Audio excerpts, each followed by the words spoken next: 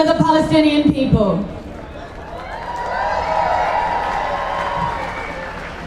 For over 1,000 days, Britain has armed and enabled the worst crime of our times. Since Israel's genocide began, the British government has sold hundreds of millions worth of weapons to Israel. Under a Labour government, Britain has flown hundreds of spy flights over Gazan refugee camps, providing Israel with real-time information as it annihilates makeshift schools, hospitals, and residences. And under a Labour government, Britain has allowed British military bases to be used to supply Israel with warplanes, intelligence, and even soldiers. There is no doubt that Britain has had a direct hand in the murder of at least 75,000 people, although likely there are many more.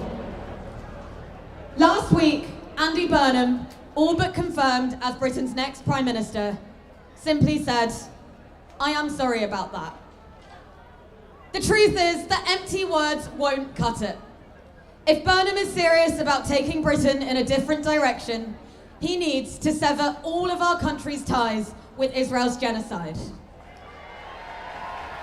He needs to start listening to the millions of people of conscience from every town and every city across the country who have marched on London for almost 3 years, demanding liberation, self-determination, and justice for the Palestinian people.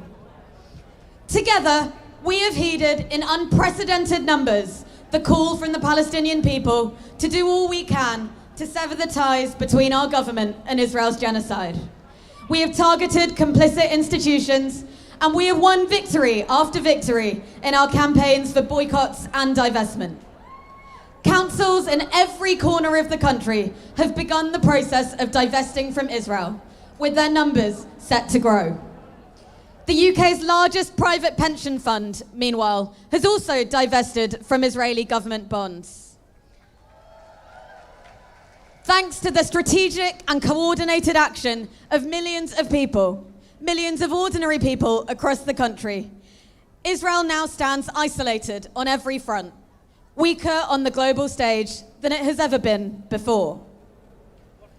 In the darkest days of this struggle, our movement has been inspired by the Palestinian people's unbreakable resistance. For almost 3 years of unrelenting genocide, for 78 years of Nakba, and for 109 years of imperial interference in their homeland, the Palestinian people have remained unbroken, they have remained unbowed, and they have remained undefeated.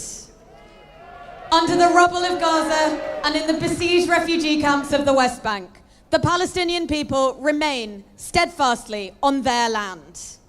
They have once again resisted erasure and dispossession, and they have shown beyond any doubt that there is no weapon, that there is no army, and that there is no empire that can break their spirit of resistance. They have taught the world the meaning of dignity, the meaning of courage, the meaning of life itself. So we are here today to say, Andy Burnham, condemnation and piecemeal sanctions just won't cut it. We demand a full and immediate arms embargo on Israel so that no more British weapons or components can contribute to what he has himself described as unbearable suffering in Gaza. We are here to demand comprehensive economic sanctions on Israel. And we are here to demand an end to the unprecedented repression of those who rose against the genocide. Burnham must reverse the onerous restrictions placed on our peaceful marches and repeal this deeply sinister prescription of Palestine Action as a terrorist organisation. Our mass movement will not rest until we have won every single one of our demands. We will not rest until every war criminal, Keir Starmer included, has been brought to justice. We will not rest until the chains of complicity crafted by our government have been destroyed. We will not rest until the occupation has been dismantled, until apartheid has been shattered, until every single Palestinian refugee has returned to their home. We will keep marching, we will keep organising, we will keep picketing, we will keep boycotting, we will keep disrupting, we will keep doing everything and anything we can until Palestine is finally free. So in our thousands, in our millions, in our thousands, in our millions, in our thousands, in our millions, our first speaker of today's demonstration is the Palestinian ambassador to the UK. Please give a very warm welcome to Husam Zomblot.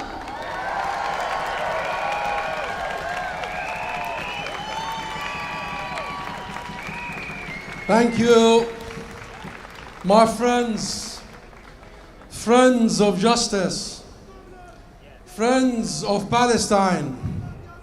Thank you for coming out today and for showing the world that humanity still cares. Thank you for refusing to look away. The genocide in Gaza now been underway for more than 1,000 days. And only in the last 24 hours, another massacre committed by Israel in Nusayrat and Gaza, killing more than 21 innocent people. 1,000 days of Palestinian people in Gaza being shot, bombed and starved. We stand here today united to say, not in our name, not in our name, not in our time, not in our time, not in our name. Stop the killings, stop the killings, stop the crimes. My friends, in the West Bank, Israel's terrorism and ethnic cleansing has switched into higher gear. While Israel is torturing Palestinians in detention camps, these Palestinians are not prisoners, they are hostages. Hostages to Israel's system of oppression, colonial occupation, and apartheid. They are not prisoners, they are hostages, they are freedom fighters, they are heroes. Their only crime was being Palestinian, for wanting to live in a Palestinian free of occupation, in a Palestine free of oppression. You have heard about the plight of Dr. Husam Abu Safiya. Dr. Husam Abu Safiya, after more than a year of torture and detention without trial, he is being denied medical care. The mainstream media here in this country have shamelessly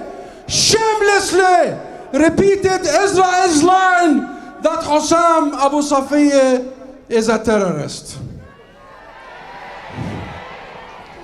But you know Husam Abu Safiya is not a terrorist. What he is a doctor who did his job. He stayed with his patients until the end.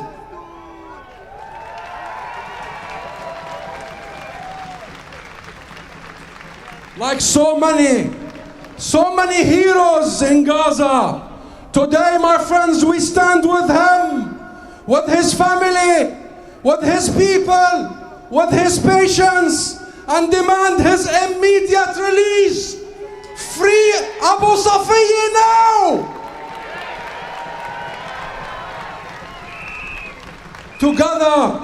Together with the thousands of all those detained by Israel in these detention camps, more than 9,600 Palestinians. And it is not just doctors. Israel has targeted Palestinians across all sectors, teachers, journalists. 260 journalists have been murdered by Israel for reporting the truth, for reporting the genocide, while international media would be banned from reaching Gaza. We owe all of them a debt of justice. They will not be forgotten. We know who are the terrorists. Netanyahu is a terrorist.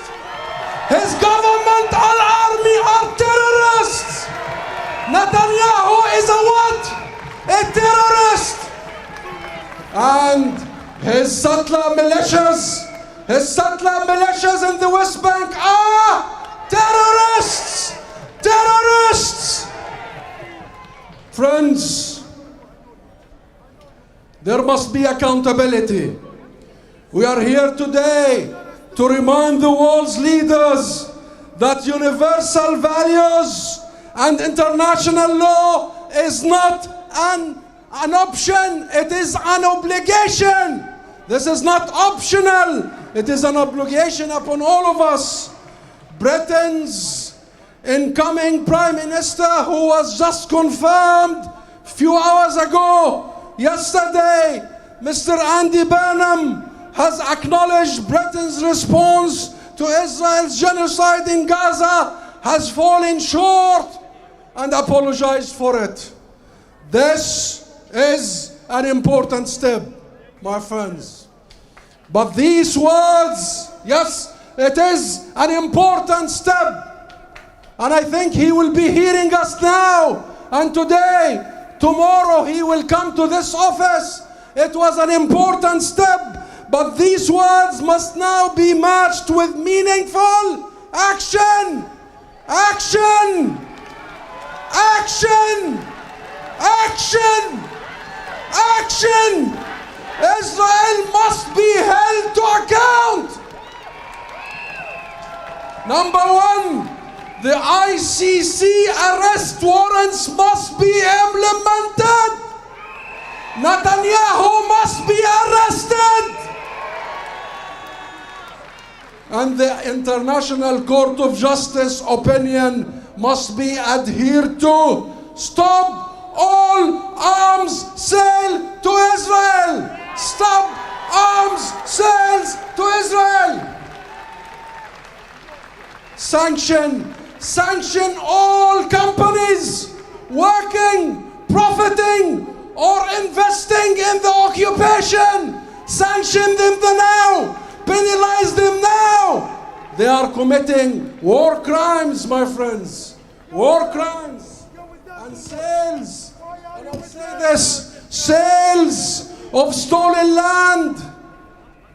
Sales of stolen land. Here in London. Shame! Shame!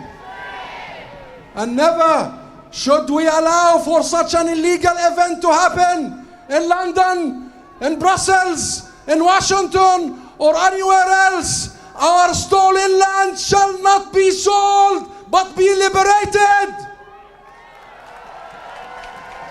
And ban all illegal settlement products and sanction the entire Israeli government that is sponsoring genocide in Gaza and the ethnic cleansing in the West Bank. This isn't about a handful of fire bans.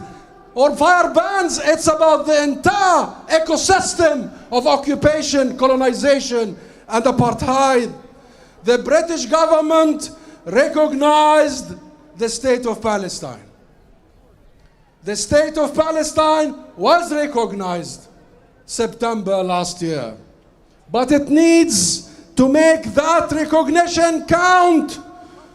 And that means ending Israel's illegal occupation of our land and enforcing international law. My friends, yes, enforce the law. Don't be selective. So my friends, do not underestimate your power, the power of the people. The UK once stood as the center of a global movement against apartheid South Africa. And I see many of the leaders of that movement around me today here. Yes, today London is and has become the epicenter of the movement for justice in Palestine. Look at you! Look at you! Make some noise! Show me the flags! Raise them high! Raise them with pride! Raise them with convictions! Because you have recognized long ago that injustice anywhere is a threat to justice everywhere. For many years, my friends, for 80 years, our Palestinian diaspora and exiled refugees, I see many of them with you, were torch bearers in the struggle for justice in Palestine. But now they are not alone. They have you. They have the millions of the people around the world. Today you stand at the center of a global movement. It has become Global Palestine. What has brought us together today is a commitment to our shared humanity, regardless of race, color, or creed. This movement, your movement, is changing the world. It is changing the world.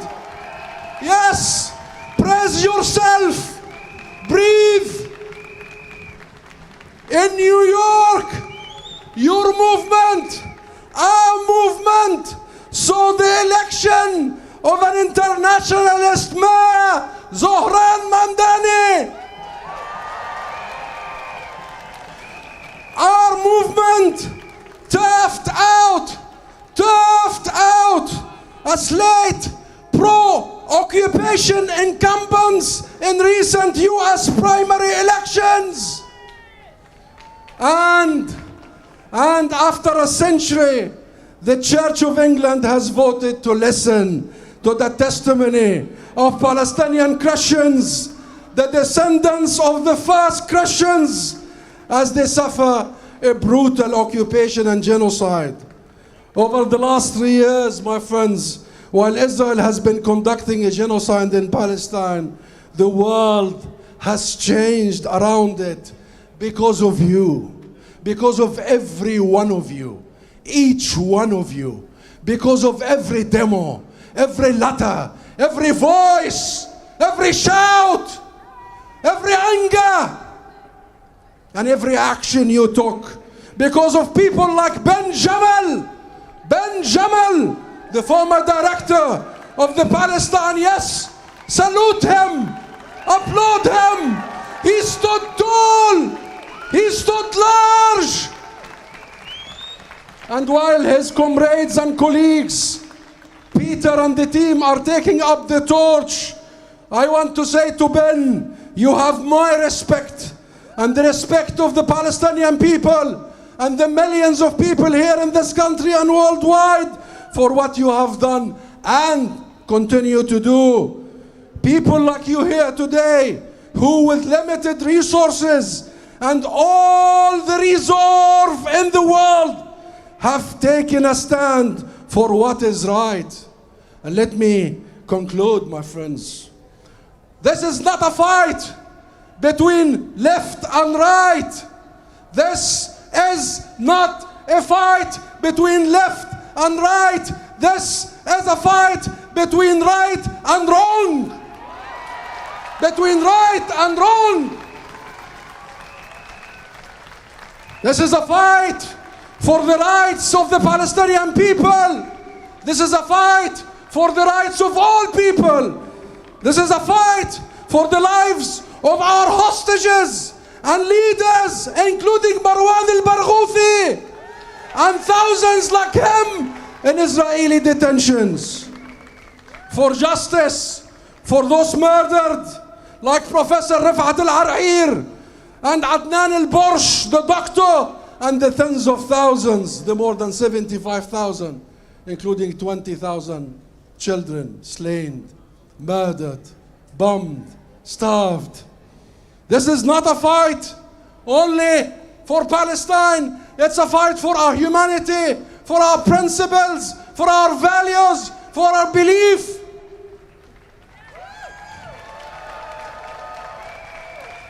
And my friends, because of 100 years of struggle, of steadfastness, of heroism, of my people, the Palestinian people, and because of you, the millions of you, I stand before you today as the ambassador of the state of Palestine to Great Britain.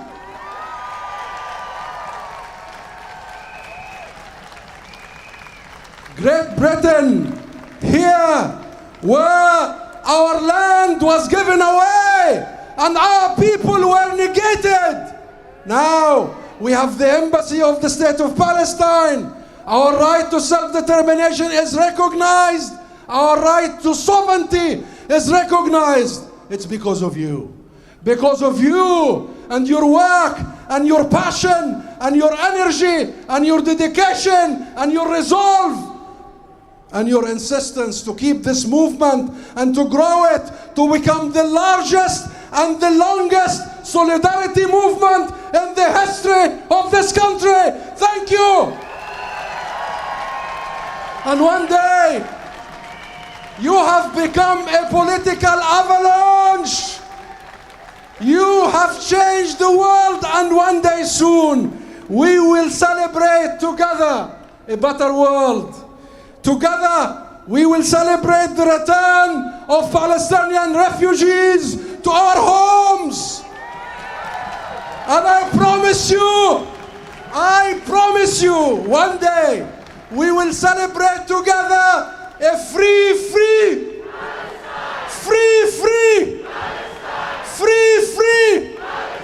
Thank you.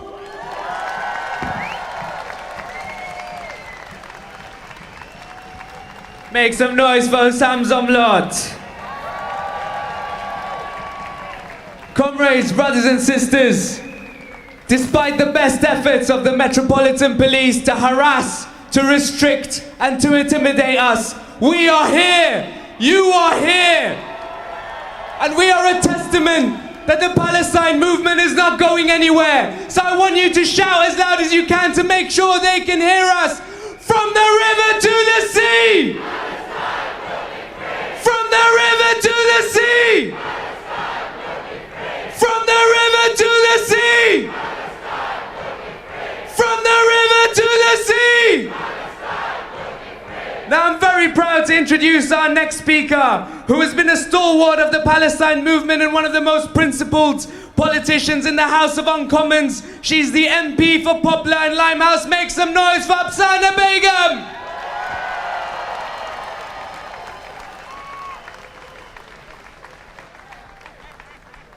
Airstrikes against Gaza this week alone have been the most intense since the so-called ceasefire started.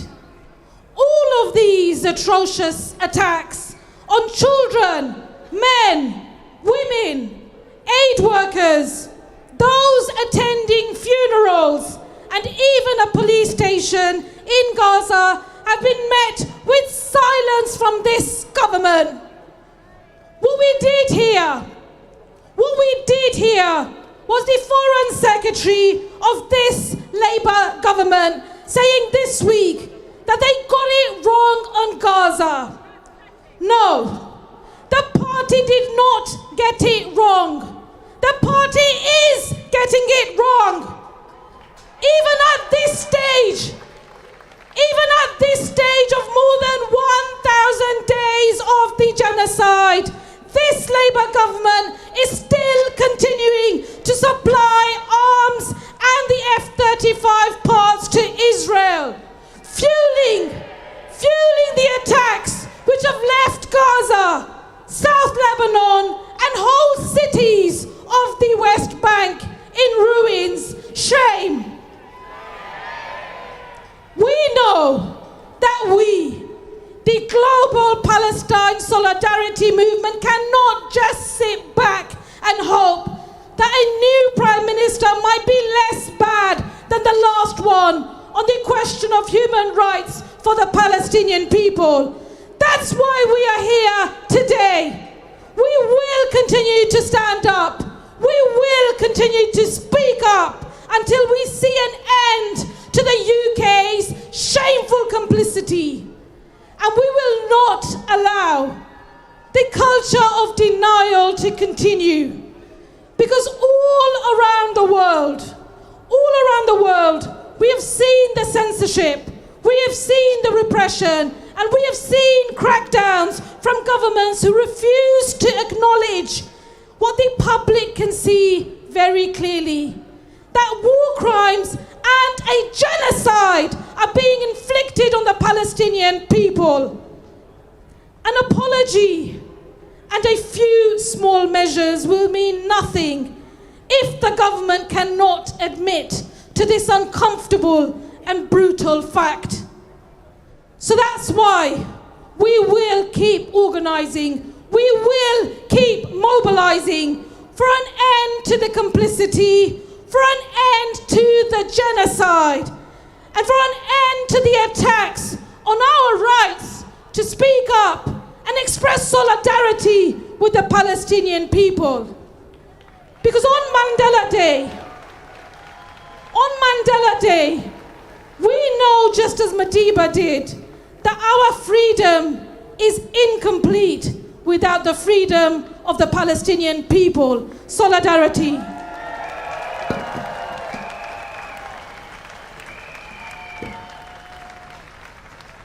Thank you, Apsana.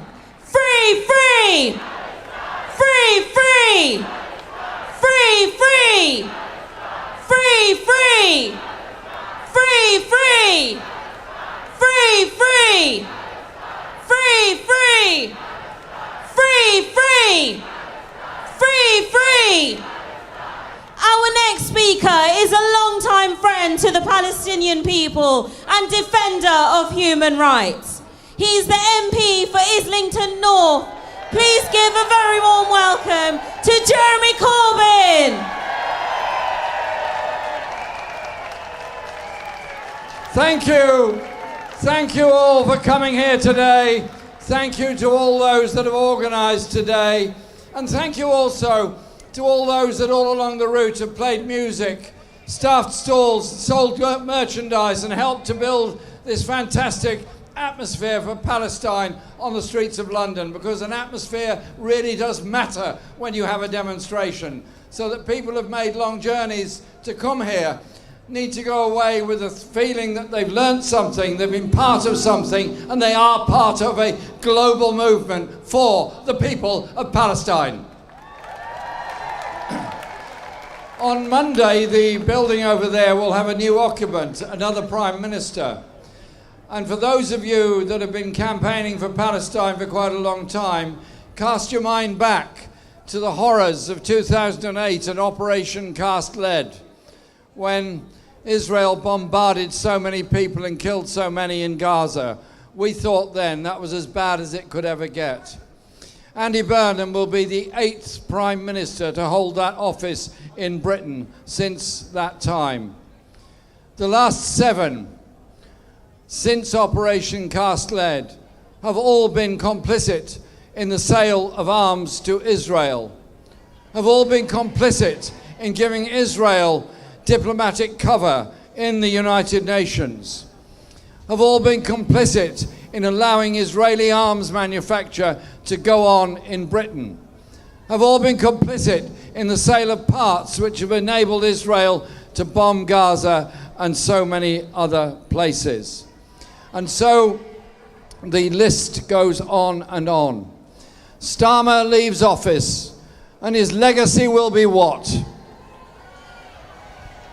The human rights lawyer who denied that genocide was going on.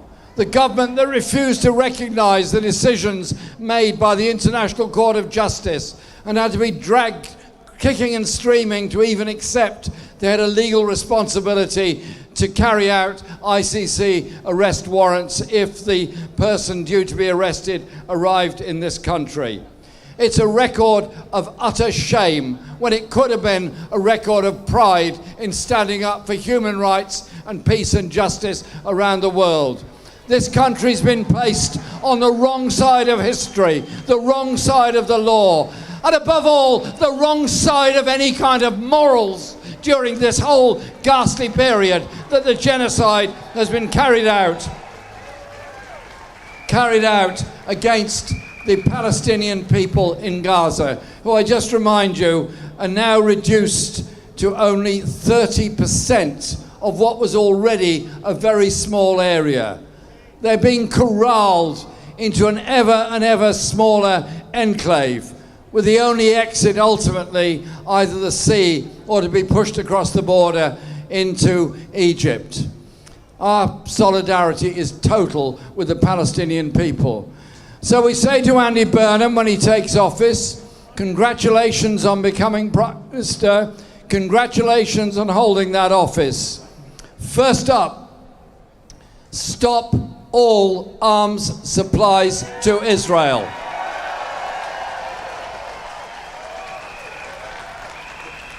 Secondly, recognize that a government that conducts genocidal acts against the Palestinian people and illegally occupies the West Bank and arms the settlers in destroying Palestinian villages and homes and lives.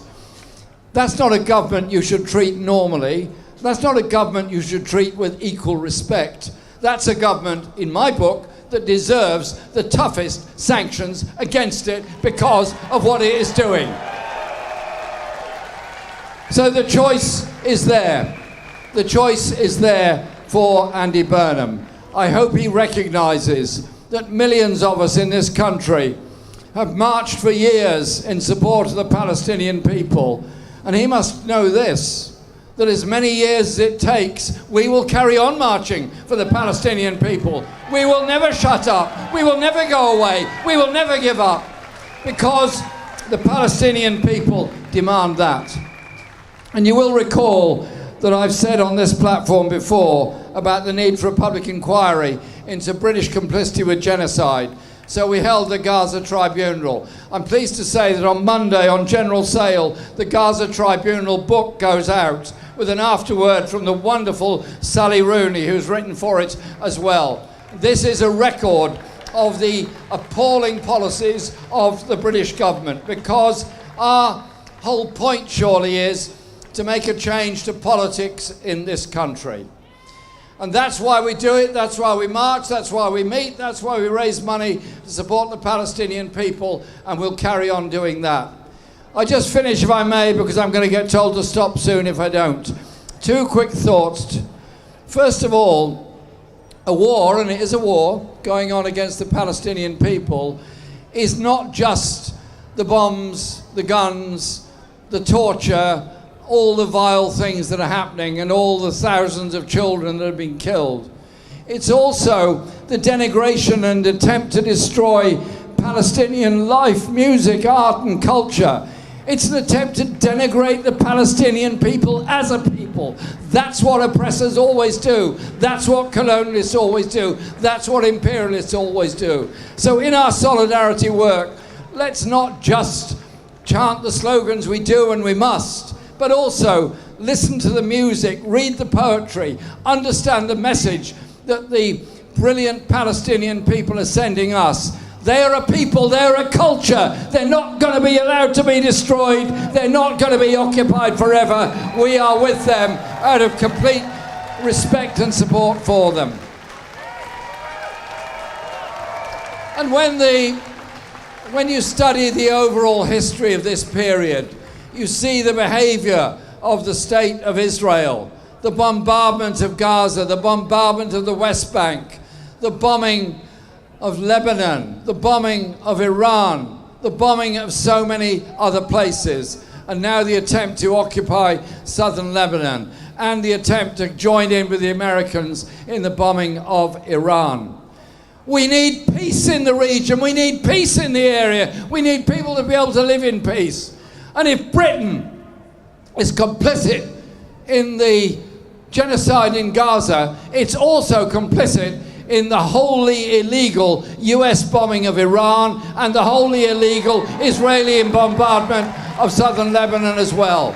So we're a movement, yes for peace and yes for justice and yes for the people of Palestine, but we're also part of this massive global movement whose thought process is light years ahead of the political thinkers that occupy all these buildings around here, because ours is a message of peace, of justice, of love, of faith, and of humanity. Thank you very much.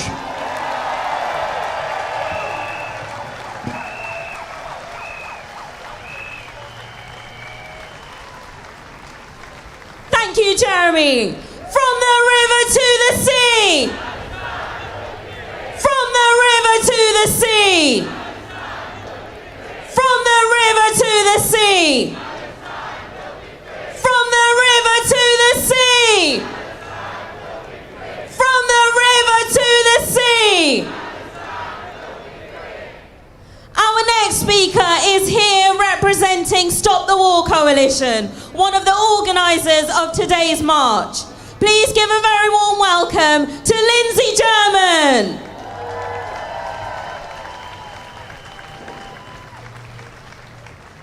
I'd like to say a few words to Keir Starmer before he departs in disgrace from Downing Street.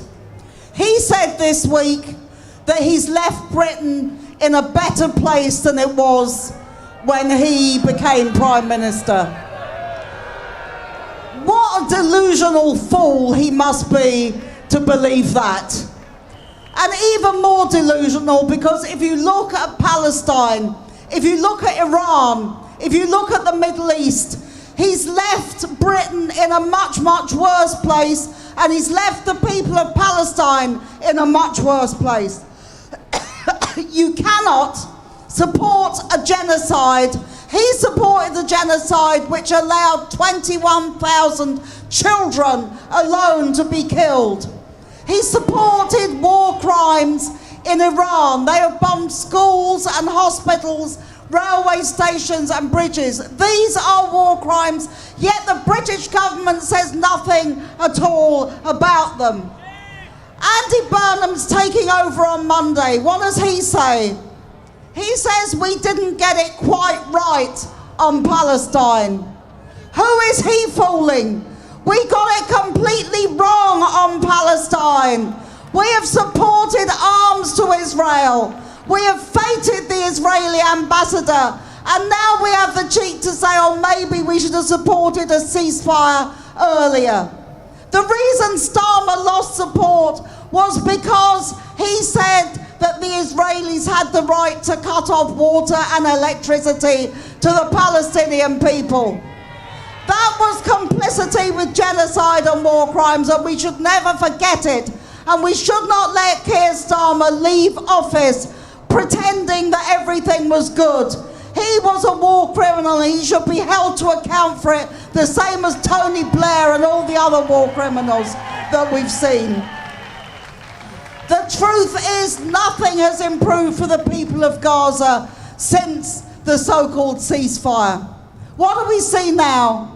People going hungry, people without medicine, people who are imprisoned and being tortured all the time, and more illegal settlements in the West Bank and in Gaza, where the Israelis feel they can do what they want, and we cannot allow this to continue to happen. So my message to Andy Burnham is this: stop arming Israel. Break diplomatic links with Israel. Make sure that we know and that the people of Britain know that our government condemns a genocide, because we cannot allow this to continue. Stop letting British bases be used for the illegal bombing of Iran. And perhaps most importantly, stop taking money from our schools, our health service, our education system, our housing, and giving it to the arms dealers to spend more and more on weapons of destruction, which is what is going on. We live in a country where children can't go to school because the buildings cannot cope with the heat. We live in a country where people are dying because of the heat wave. We live in a country with extremes of poverty that we haven't seen for more than 100 years. That's what Burnham should be sorting out, not supporting wars in the Middle East, not supporting wars right across the world, and not building more missiles, more military intervention. Let's make sure this is the message we send to Burnham, and make sure that we are out. We had a huge international conference against war here in London last month. Make sure we're out on the 10th of October to mark the 3rd anniversary of what is happening in Gaza. And make sure we're out on the 21st of November against the arms spending and the militarism. We have a world to win. We are in solidarity with the Palestinians. We need a government which can match that. Burnham needs to show he can do it. I'm pretty convinced he won't, which means we have to keep on the streets. Thank you very much, and solidarity.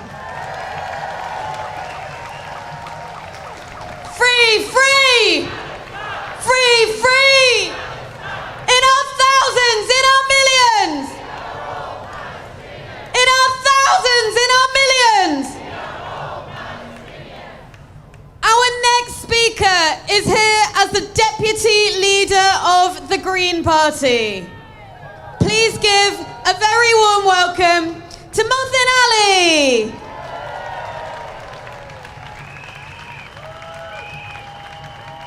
Assalamu alaikum wa rahmatullah. It's so good to see so many people still out marching for the Palestinian cause. 2.5 years into a genocide. The Lancet estimated in 2024, July, that over 200,000 people had been killed. The count will never really know how many people have been murdered. And I use murdered quite deliberately. A UN report recently found that the Israeli Defense Forces, they call themselves the Defense Forces, had deliberately targeted children. And that's what I'll remind you. Every single day, over 30 children are killed daily. 30 children, that's a classroom full of kids. Now, if that had been happening in a Western country, there'd be uproar. Governments would be out, the security forces, there'd be a coalition of the willing, ready to intervene. But because these are brown people, because these are Arabs, because these are Muslims, the Western world doesn't care. But we care. Our voices won't be silent. We'll continue to raise our voices. We'll continue to hold our governments to account for its complicity. And our government has been complicit in genocide. Keir Starmer called for the cutting of food, water and electricity. And the Gaza movement, the Palestine movement, this movement brought an end to Keir Starmer. And that's my message to Andy Burnham. We're watching. Mealy mouth words aren't good enough. Saying that you can't call this a genocide is not good enough. This is a genocide. Lots of human rights organizations have labeled it a genocide. We know what's going on is an apartheid. We know what's going on is an occupation.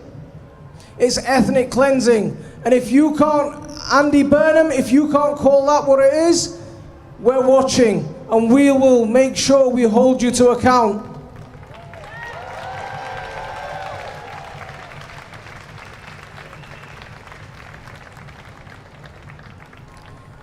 So we call on Andy Burnham to take a positive stance, to end all arms sales to Israel, to end complicity in this genocide, to end spy flights, to end support for the IDF. Andy Burnham, I know you're listening. Look at the numbers of people on these streets. We'll continue to march, we'll continue to raise our voices, and we'll continue to make sure you stay on track And if you are another Keir Starmer in disguise, we'll also see the end of you. Make some noise for Mothin.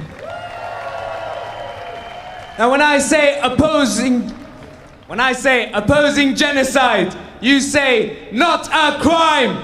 Opposing genocide. Opposing genocide. Opposing genocide.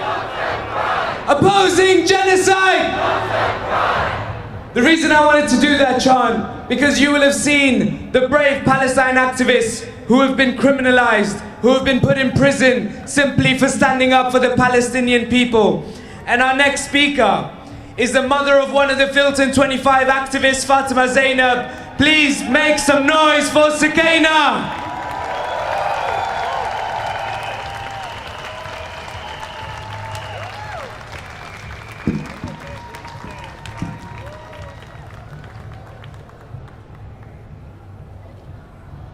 Peace be upon all of you. Last month, on Friday, 12th of June, 2026, Jeremy Johnson sentenced 4 Palestine direct actionists as terrorists. My daughter Fatema Zainab is one of them. Their crime? Taking direct action as a form of protest against Al-Aqsa Systems, the Israeli military's largest weapons producer. During their action,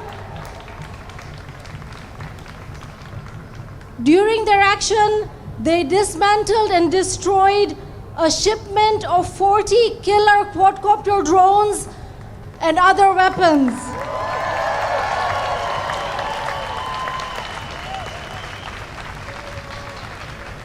The same weapons that Israel uses to slaughter civilians in Gaza in an ongoing, live-streamed genocide.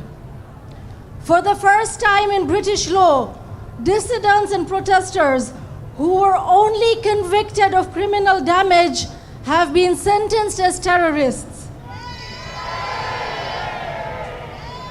I repeat, there were no terror offenses tied to their case. This was a political decision made by the CPS and reinforced by Judge Johnson. My daughter Fatema Zainab is only 21 years old. She has spent almost 10% of her life behind bars. She may be embroiled in this struggle for her freedom for another 20 years. When the government holds 21-year-olds in custody without trial for 19 months, after which it fails to find them guilty of a single offense, prosecutes their lead barrister, Rajiv Menon, for defending his clients too well, stitches up a retrial in a desperate move to secure a conviction, conspires with the Israeli embassy and Al-Aqsa Systems to lock the actionists away as terrorists, it becomes clear how messed up and unjust the system is. You realize how drenched in innocent blood the government is.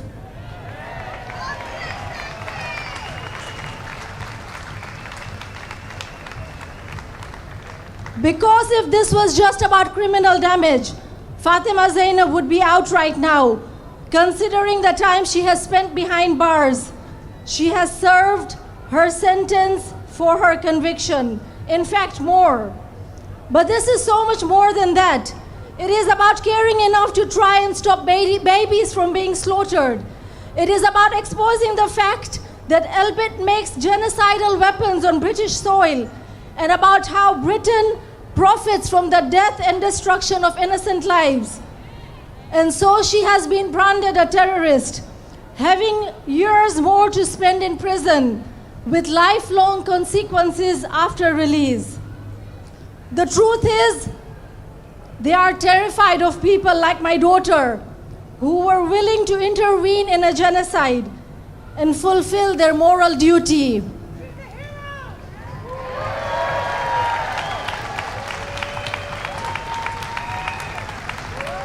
We are at a point in British history when pro-Palestine protest is criminalized and direct action and saving lives have become terrorism. Britain is going all out to protect their business of war with Elbit systems, from locking up activists to whitewashing and rewriting British direct action history to justify themselves. It is now up to us, the ordinary citizens, to rise and win this fight. I will leave you with a quote from Assata Shakur. It is our duty to fight for our freedom. It is our duty to win. We must love each other and support each other. We have nothing to lose but our chains. Direct action is not terrorism. Filton 25, you make us proud.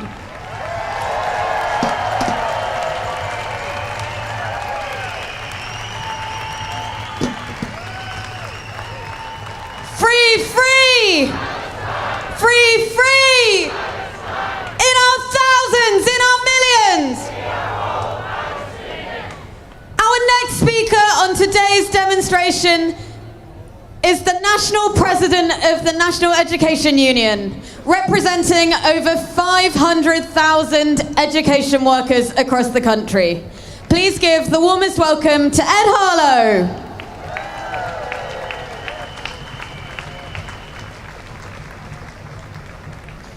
Thank you. My name is Ed. I'm the president of the NEU, as has been said, 500,000 members strong, and I'm here to speak on behalf of those members to pledge our ongoing solidarity with the Palestinian people in the face of a genocide that is continuing in plain sight. This week, millions of children and educators across our country are breaking up at the end of another school year. It is a time of celebration, excitement, and marking the passing of another year of growth for our children. It is a time of renewal. But in Palestine, education itself is under constant attack. Palestinian children are routinely prevented from attending school, and schools themselves are destroyed. In Gaza, a UN independent commission has found that Israel continues to commit genocide, that it is deliberately targeting and killing Palestinian children, and that it has effectively erased their childhoods. It found that Israel has killed more than 20,000 children in Gaza and injured 44,000 more since the 7th of October 2023. That severe physical and mental injuries, mass trauma, orphanhood, separation, disability, repeated displacement, starvation, and the collapse of education and healthcare have erased childhood itself and will continue to impact Gaza's children for the rest of their lives. Palestinian children have been subjected to torture and mistreatment in Israeli prisons and detention facilities with no information on their whereabouts. Israeli security forces have used sexual violence against children as part of the collective shaming and oppression entrenched within a prolonged ethnic, gendered and intergenerational pattern of occupation and hostility. The Commission chair said that by targeting children, Israel is attacking the very capacity of the Palestinian people to exist and to determine their future. In January, I was one of a group of global education trade union leaders that tried to visit the West Bank to stand in solidarity with our sisters and our brothers in the Palestinian Teachers Union on World Teachers' Day. We were stopped at the border by Israeli forces. We were detained, searched and interrogated. Our phones were confiscated and scrutinized, our passports taken. We were denied entry to the occupied West Bank and forcibly returned to Jordan. Of course, our treatment is nothing compared to that experienced daily by Palestinians living under brutal occupation in the West Bank. but it made clear that Israel does not want us to bear witness to their war crimes. It has had the opposite effect. It has strengthened the resolve of the international network of education trade unions. It has strengthened our resolve. We will not be silenced. We will continue to speak out. We will continue to advocate for the lives and the rights of the Palestinians and their children. We will continue to march, we will continue to demonstrate, and we will continue to come together in our thousands and in our millions as we demand stop the genocide, justice for the Palestinian people, free, free Palestine. Thank you. Make some noise! Comrades, as has been said, on the 10th of October, we will shamefully mark 3 years of genocide against the Palestinian people. We will mark 3 years of our government facilitating that genocide against the Palestinian people. But we will be out on the streets to make it clear that we will not stop fighting until Palestine is free. So I want you to make a commitment now on the 10th of October, which will be an international day of protest. There will be protests across the globe. From the time that the sun rises to the time that the sun sets, there will be people marching for Palestine, and we will do everything to make that demonstration as big as it possibly can be. I want you to shout as loud as you can with your fists and your placards and your flags in the sky. Free, free! Free, free! Free, free! Free, free! Free, free! Free, free! I'm very proud to introduce our next speaker. Her name is Sarah Aga. She's a Palestinian actress and writer. Make some noise!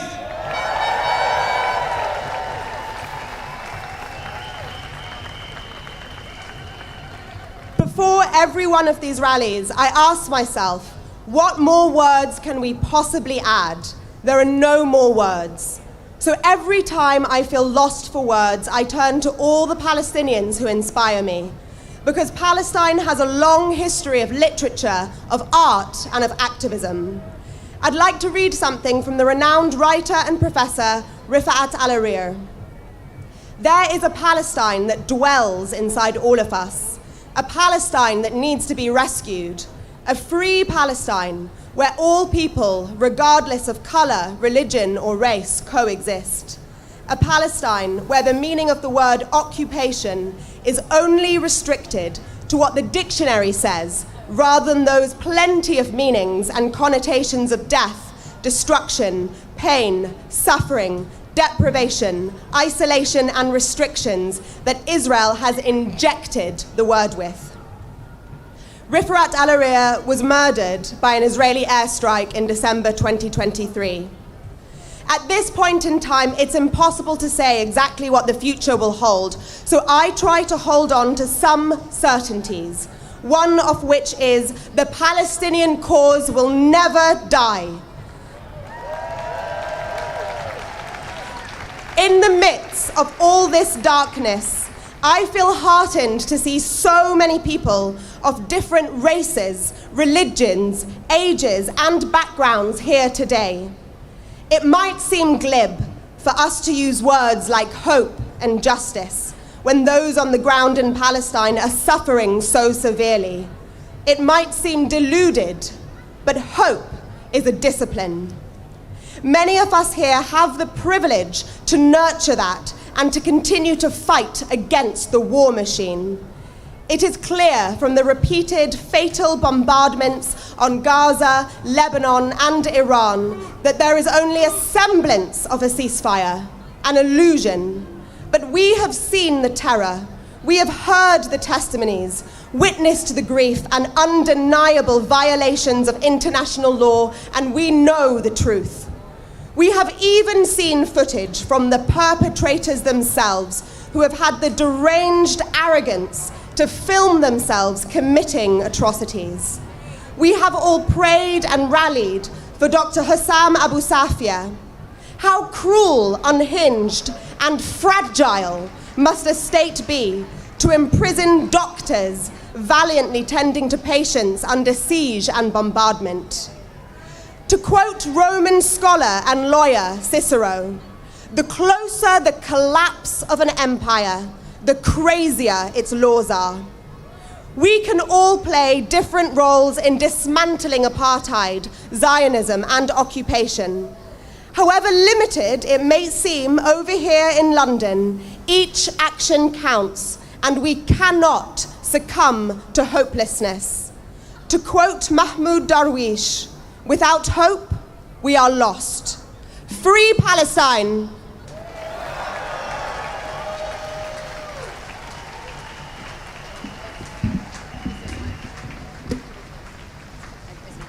Free, free! Free, free! Free, free! From the river to the sea! From the river to the sea!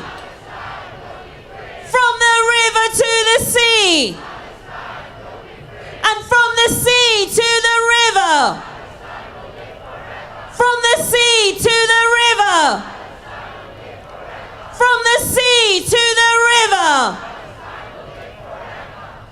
Our next speaker is here representing Friends of Al-Aqsa, one of the co-organisers of today's march. Please give a very warm welcome to Dr. Ismail Patel. Salam, friends. On Monday, Andy Burnham walks into 10 Downing Street. Let us be clear why. It was because Starmer's love affair with Israel cost him his premiership. So let me speak plainly to the incoming Prime Minister. He stated, "Judge me by what I do, not what I say." Mr. Burnham, we will hold you to your words. Take note, words of concern never stopped a single bomb. An apology never stopped the killing of a single child. Understand what we face. Israel is a state that is using starvation to kill Palestinian children. Israel is a state that is killing Palestinian children further to control its population. For over 2 years, we have watched a genocide in real time. And through all of it, Britain kept the intelligence flowing. It kept the weapon parts moving, and its words were very soft. This inspired Israel, which is now attacking the West Bank, attacking Lebanon, Syria, Iran, and other nations. This is not self-defense. This is a state that has decided the law does not apply to it. Israel is a terror state, and a terror state is never restrained by strong language. So here is a test for Mr. Burnham. Not to say, but to do. And to do is end the arms sales to Israel now. Not a review, but end it. Sanction Israel. Back international courts. Netanyahu belongs to a judge, not to a state visit. And most importantly, stop criminalizing the consciousness of people at home.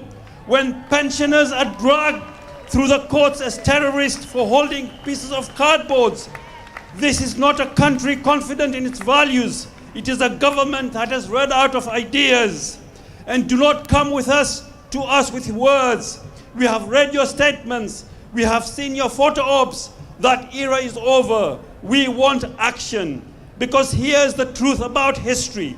One day, my friends, one day, very soon, every politician will say they always stood with Gaza, just as they do now and claim they stood against apartheid South Africa. But justice is not measured by where you stand after the verdict is written. It is measured by where you stand while the world is still deciding. Mr. Burnham, that day is today. Do not wait until it is safe to be right. And do not tell us what a great leader should be. Become one. History does not need another admirer of justice. It needs somebody to act for justice. And here's the arithmetic for Burnham. In 2024, the people of conscience and justice left the Labour Party. In 2026, we threw out Starmer from 10 Downing Street. In 2029, we will decide who walks through number 10. And we said to Burnham, Starmer's road ended in ruin. Do not walk it. Action against Israel, not words, is what Britain demands. And Britain will remember on polling day. Mr. Burnham, be the one who acted and do not commit complicity in the genocide. Thank you very much, my friends. Free, free, free, free, free, free. Thank you. Free, free! Free, free!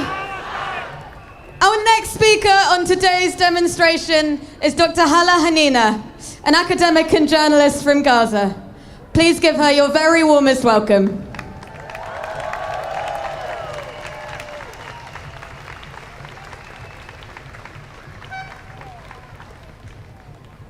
Hello everyone, I'm Hala Hanina from Gaza.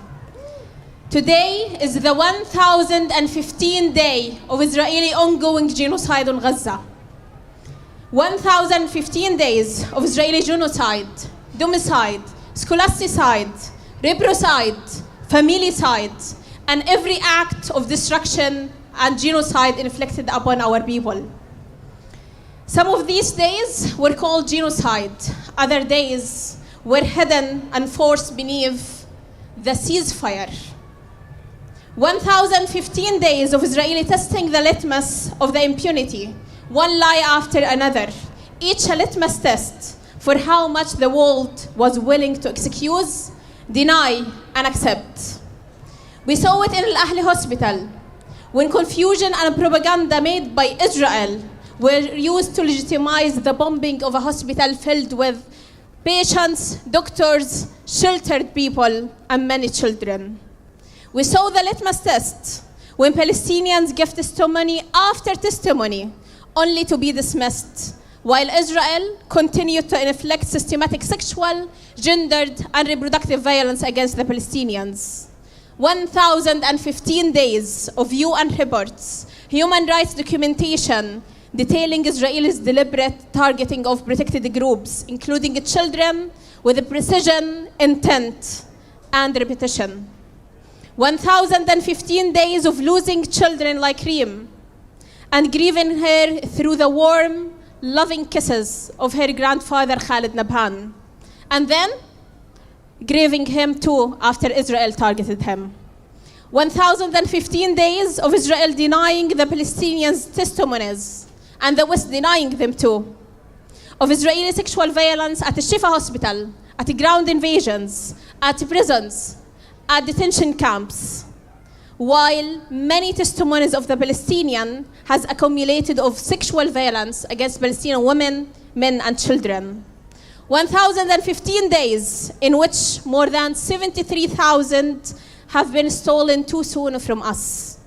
Lives we will never have the chance to meet or to know. Lives that had the right to live. 1015 days of relentless attempt to erase Gaza, to empty it of its people, and to drive Palestinians from their lands. 1015 days, no one can say we did not know. The question history will ask will not whether evidence has existed, it did. The question is how many people saw it unfold in front of their eyes and chose to look away. We need also to remember that Gaza, a few days ago, have launched a campaign called They Lied to You, كذبوا عليك. The genocide has never ended. The genocide is continuing, and a ceasefire is a must. 1015 days of UK complicity, from Sunak to Keir Starmer, and now we can only put pressure so Burnham do something to stop it. Burnham has a chance to do something right. UK people have a duty to put pressure on him to stop the Israeli genocide, to stop the Israeli occupation. And we will not be free until Palestine is free. Free Palestine!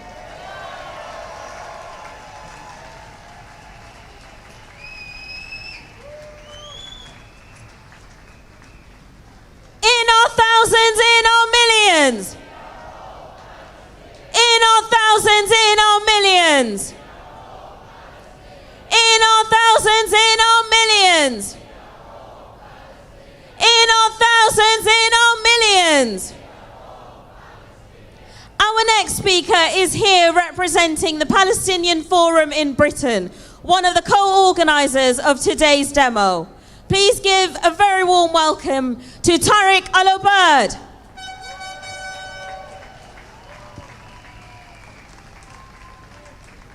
Assalamu alaikum all, peace be upon you. On behalf of the Palestinian Forum in Britain, thank you all for being here this afternoon. Shukran. My name is Tariq and I'm a Palestinian. And as I speak to you all now, Israel continues its genocide of my people. Israel, as we speak, is expelling families, ethnically cleansing neighborhoods, and then massacring the families in the tents they flee to. The apartheid continues to strangle Palestinians, and Palestinian hostages are held in horrific Israeli torture camps. It is doing all of this away from the eyes of the mainstream media. And it is doing all of this away from our headlines. It is doing all of this, and this is all being made possible by the politicians here. And when I say here, I mean only hundreds of meters away. This is all being made possible by F-35 plane parts made here. We watch through our social media as international law, like the proverbial dead horse, continues to be beaten. Keir Starmer's government, the government that has been enthusiastically complicit in the genocide of my people, is leaving. And he is leaving in humiliation. Good riddance.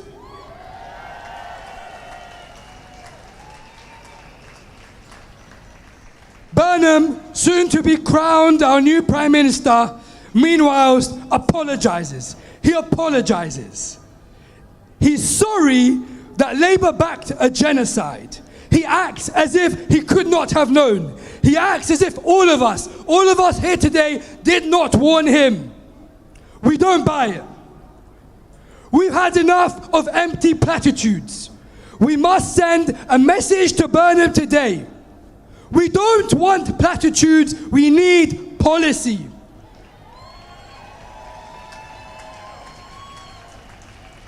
We don't want sorry, we must see sanctions. No more apathy, more action. Politics today is fast-paced. Resounding majorities become humiliating defeats in a matter of months, and allies become enemies. It is exhausting physically. We, the people, must be the constant. As leaders and tyrants rise and fall, we will be there to hold them to account. Every single march is a testament to this. We will hold Burnham to account.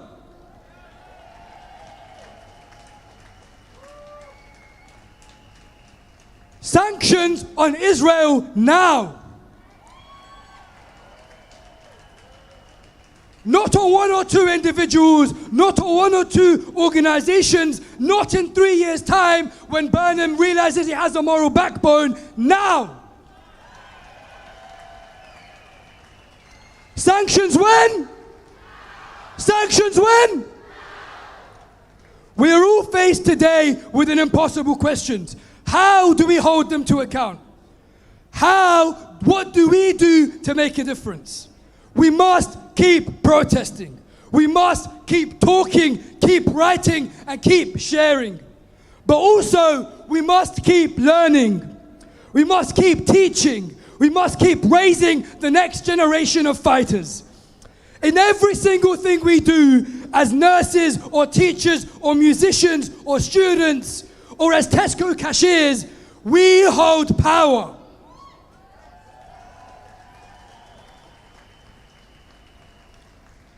Our enemies are capable, but we will be more capable. There is no time for nihilism, not until Palestine is free. Free, free! Free, free! Thank you all very much.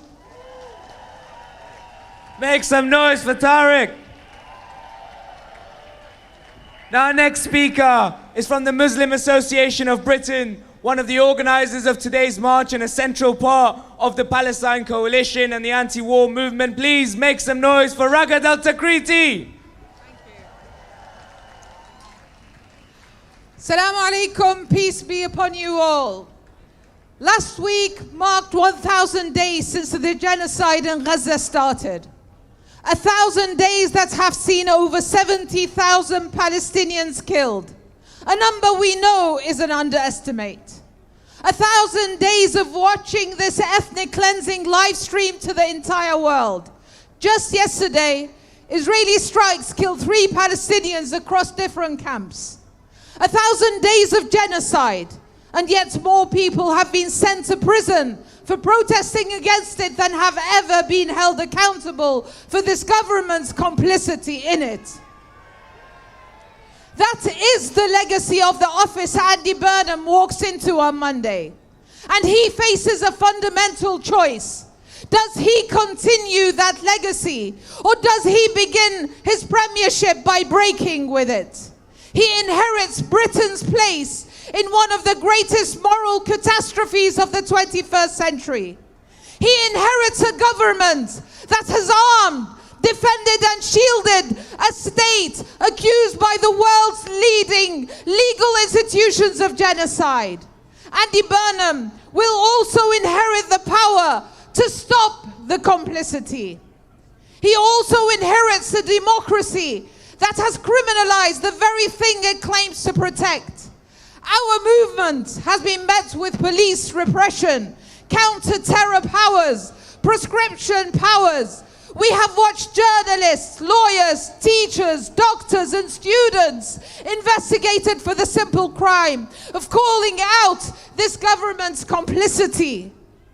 This is a government that has spent more time legislating against those who stand against the genocide than legislating against the genocide itself. Andy Burnham will also inherit the power to reverse every one of those decisions. Last week, Burnham said Labour didn't get it right, that they were too slow, not good enough. On Monday, he inherits the power to do something about it. Until he does, his apology is just a better written silence. By now, Burnham should understand this movement is not going away. It will not be silenced by repression or brutality. Until we see an end to this government's complicity, we will keep mobilizing and organizing in every town, city, campus, and workplace. This is our moral moment. We will not trade freedom, liberation, and dignity for their convenience. Keir Starmer's legacy will be that a human rights lawyer became the prime minister who armed a genocide. That is the legacy Andy Burnham can either extend or end. Today is day 1015 of this genocide. On Monday, he decides whether day 1017 looks any different. That choice is his. From the river to the sea. Thank you very much.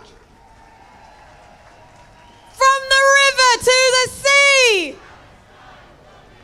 From the river to the sea. And from the sea to the river.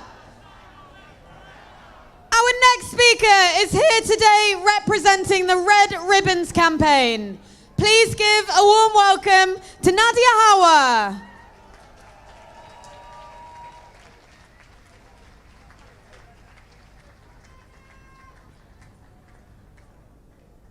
This is the last time you will see me. They brought me here to kill me. I do not see myself surviving. This is the end. These were the heartbreaking words of Dr. Husam Abu Safiya, reported by his lawyer on the 2nd of July. Detained for over 560 days so far and subjected to unimaginable torture, resulting in multiple health issues. We demand his immediate release and urgent treatment. Dr. Marwan Al-Hams, kidnapped and detained by Israeli occupation forces while on duty and held hostage for nearly a year, denied treatment for severe health conditions. We demand his immediate release and urgent treatment. Doctor of the Poor, 71-year-old Dr. Mazen Al-Rantisi, arrested and detained on the 20th of June when Israeli forces raided his home in the occupied West Bank. We demand his immediate release. Journalist Muhammad Arab, arrested and detained for more than 2 years without a change of underwear or the permission to see his reflection in the mirror. We demand his immediate release and his dignity. These inhumane conditions are legalized and ordered by the hangman of the century, Ben Gvir, who recently celebrated the death penalty, an apartheid law that only applies to Palestinians. But these stories, sadly, are not unique. Israel has arrested nearly 1 million Palestinians since 1967, according to the OHCHR. That's an average of 47 people per day. At least 446 healthcare workers alone have been held hostage since the 7th of October 2023. Around 4,500 Palestinians are currently under administrative detention, detained without charge or trial. Nearly 100 Palestinian women currently face unknown fate behind bars, and at least 350 children are being held hostage. Israel is the only country in the world that prosecutes children in military courts. Around 100 prison deaths have been reported since October the 7th, 2023. So let us be clear here today that they are indeed hostages, not prisoners. And this is why the Red Ribbons campaign called for a global day of action today, the 18th of July, to demand the International Committee of the Red Cross to act by its responsibility and visit all the hostages and report their conditions. There are nearly 10,000 Palestinian hostages whose stories haven't been told, and we urge you to learn about them and to share their stories, to wear a red ribbon in solidarity. A pin is a promise to say, we will not forget you, we will talk about you. When they are demonized, we must choose to humanize. Free Palestinian hostages. Thank you.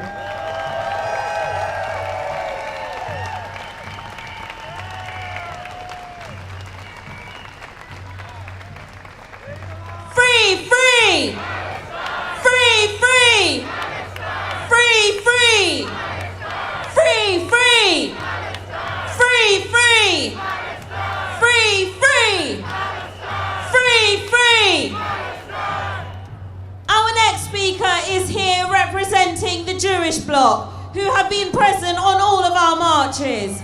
Please give a very warm welcome to Jonathan Fluxman.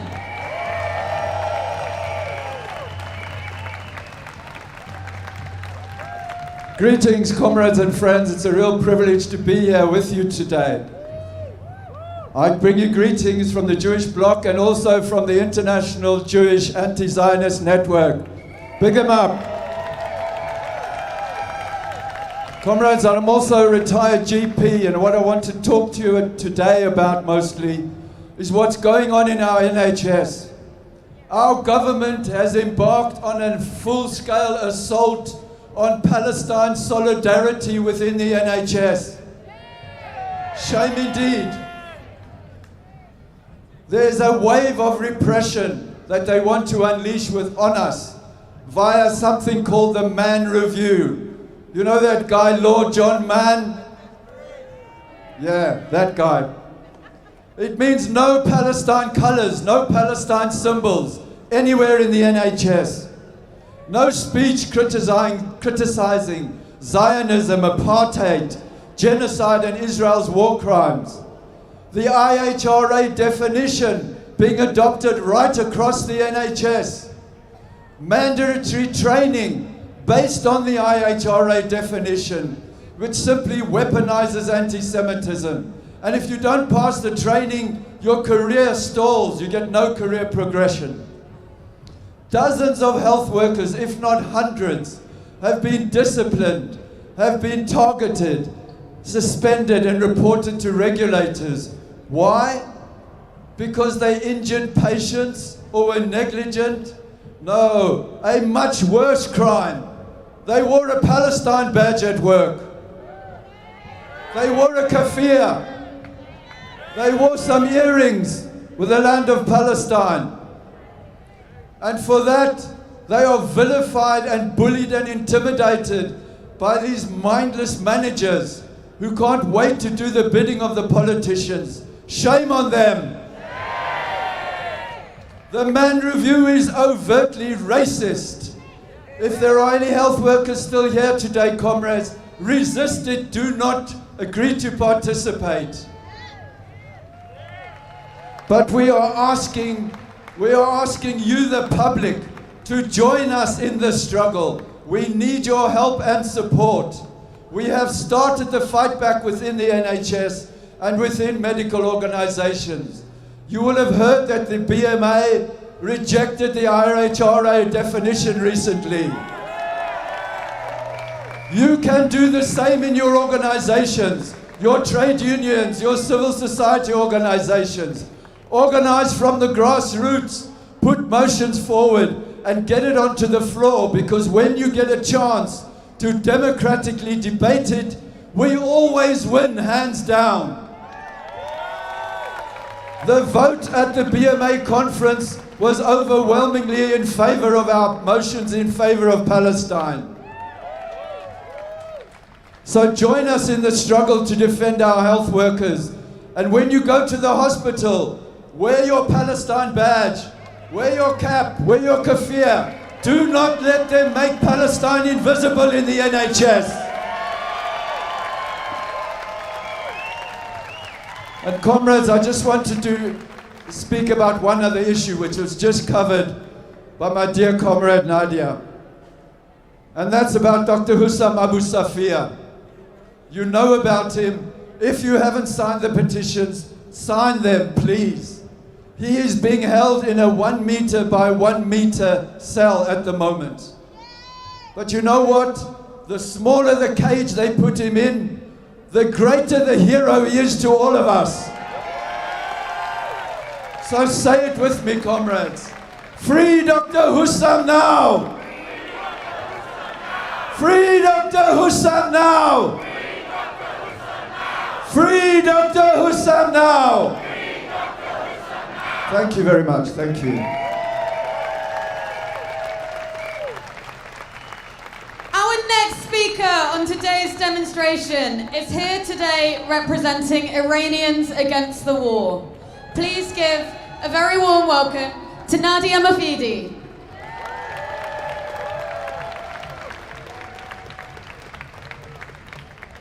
Ladies and gentlemen, the unfolding events in Iran, Lebanon, and Palestine are atrocious. The lack of care for human life. The lack of care for human life. While our lands are ravaged, our resources are looted, and intentions to seize more land are openly expressed, is beyond belief. The region has endured unimaginable pain and destruction at the hands of the evil US imperial regime and the murderous Zionist occupiers. Life for millions has become unpredictable, painful, and overshadowed by loss. We have begun to treat war as though it is normal. It is not. The senseless killing of children. The senseless killing of children. The displacement of families. the destruction of communities, the looting of resources, and interference in the affairs of sovereign nations are spoken about as though they are inevitable.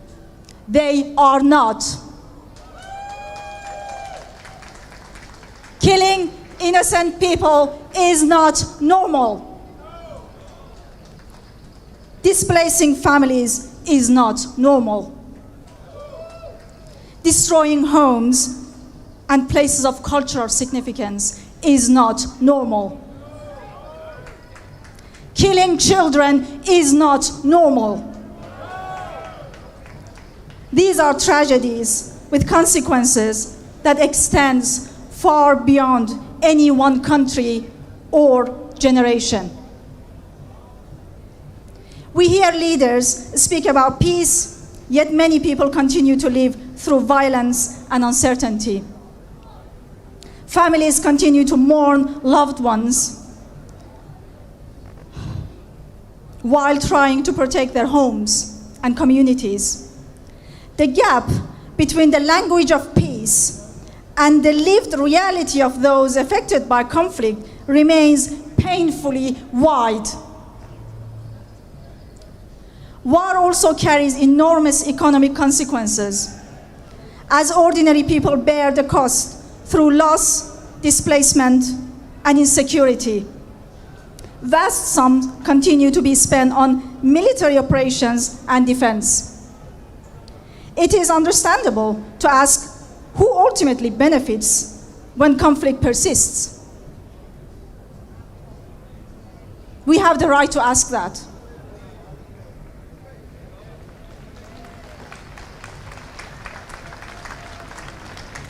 Thousands of deaths has resulted from the illegal and inhumane attacks across Iran, while the bombing of southern part of the country continues every single day.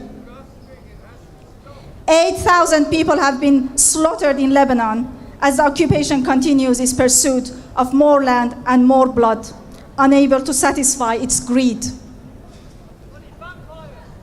Gaza has faced endless bombing and has not experienced a single day of peace, in the past 3 years. As ordinary people bear the cost in lives, homes, and futures, war economies, such as the US, continue to generate immense profit, and pockets filled with money stained in our children's blood. The US war economy is deeply tied to the military-industrial complex, where profit and power are sustained through ongoing deadly conflicts, costing civilians lives worldwide. Our shared struggle is against oppression, against the suffering of innocent people, and for dignity, self-determination, and the right of every single person to live in peace and security. The pain experienced by communities affected by conflict has left deep scars that will last for generations. Yet people continue to endure, to preserve their history, their culture, and their hope for a better future. But today, we are more informed. We are more connected. And we are more aware of what's going on. We study our history, we remember those who came before us, and we continue to believe in a future built on dignity, justice, and peace for all. Free, free Palestine! From the river to the sea! From the river to the sea! From the river to the sea! From the river to the sea! From the river to the sea! Our next speaker is here representing the Campaign for Nuclear Disarmament, one of the co-organisers of today's march. Please give a very warm welcome to Sophie Bolt. Thank you very much, and it's so amazing to see thousands of you out on the streets today, sending a very, very strong message to Burnham, and doesn't he need it?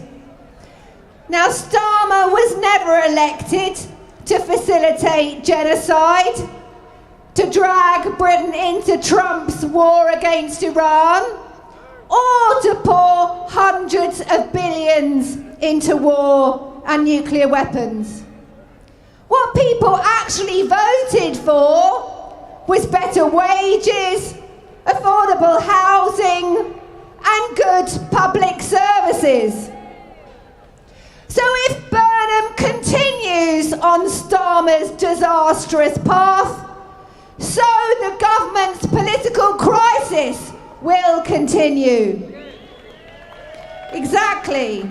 So today, we are calling for a total change in political direction. Burnham, it's good that he has apologised for the Britain's position on Gaza, but he must now impose an arms embargo and sanctions on Israel immediately. And he has to end Britain's active military support for Trump's deadly war on Iran. That means stopping the use of British bases like Fairford committing war crimes. But it also means ending Britain's outrageous nuclear hypocrisy. Because while it continues to sanction and condemn Iran, this government is buying new nuclear fighter jets from the United States in total breach of its own disarmament obligations under the NPT. In fact, Britain is now the third biggest nuclear spender in the entire world. It is part of driving a new nuclear arms race, which makes the threat of them being used far more likely. So we say to Burnham, halt this deadly nuclear expansion. And we say, reverse these huge increases in military spending. They are being funded by catastrophic cuts to vital public services. And this will not boost jobs and the economy, as Burnham argues. On the contrary, it is going to result in thousands of job losses. The only people getting rich will be the arms companies and their shareholders. And finally, we say to Burnham, do the right thing for the nuclear test veterans. These men, many now in their late 80s, were exposed to tens of nuclear explosions. They had no knowledge of the deadly radioactive fallout that would poison them and their families for generations to come. The Ministry of Defence lied to them for decades, all to stop them from getting compensation. So Burnham, you must now do the right thing and stop this wrong. So we must redouble our efforts so that Burnham is in no doubt that we want a leadership that invests in saving lives, not destroying them. Free, free! Free, free! Solidarity! Free, free! Free, free! From the river to the sea! Our final speaker of today's demonstration is the Deputy Director of the Palestine Solidarity Campaign, one of the co-organisers of today's march. Please give the very warmest welcome to Peter Leary.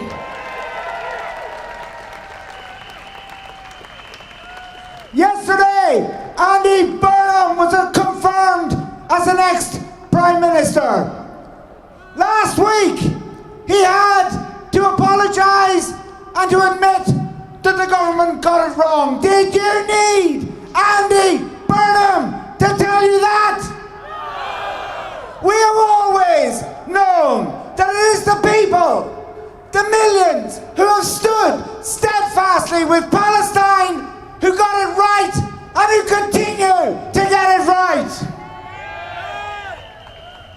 Now, some say that sorry is the hardest word in politics. I guess it's a little easier to apologise for your predecessor as he scuttles away from Downing Street. But it seems there is a harder word for British politicians to utter. That word is genocide.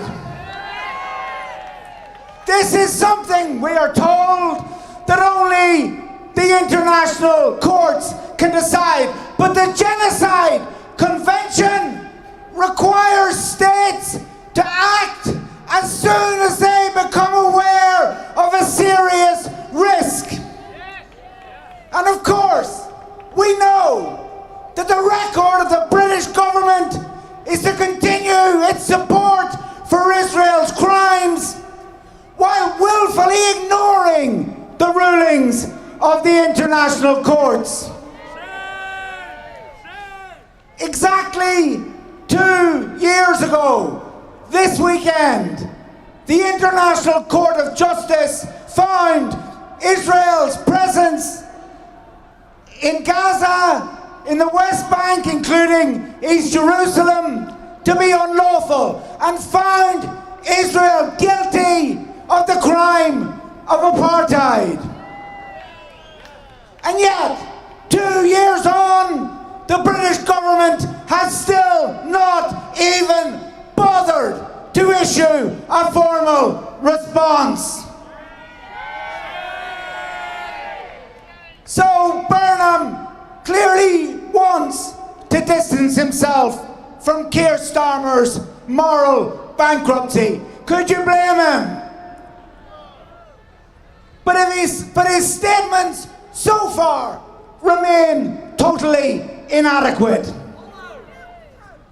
As the Palestinian people continue to confront Israel's ongoing genocide in Gaza and escalating colonial violence and apartheid across their homeland and in exile, as Palestinians like Dr. Abu Safia continue to enjoy torture in Israeli prisons, we demand meaningful action.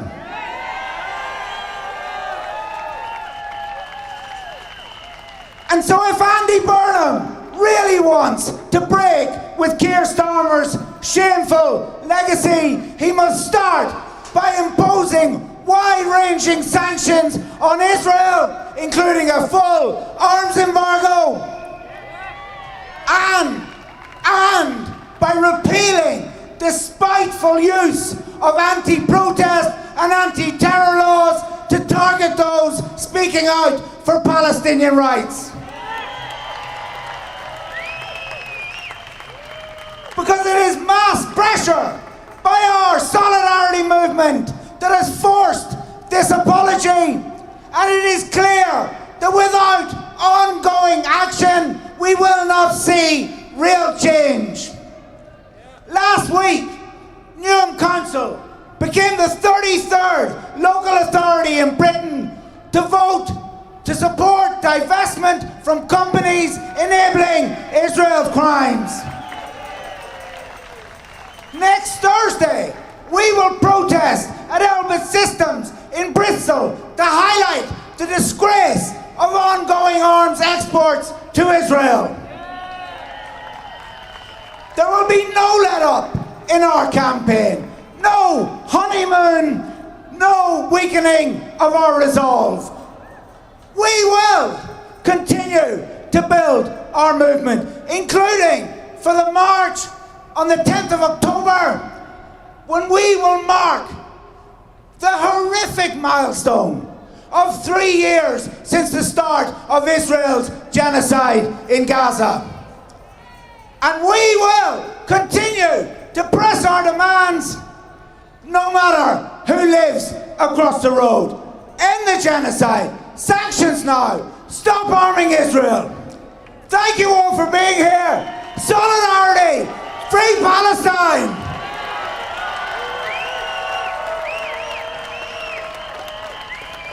Free, free! Free, free! And as loud as possible for our new Prime Minister to hear. Sanctions now! Sanctions now! Sanctions now! We'll see you on the streets again, London. Please take care. Thank you for coming and get home safely today.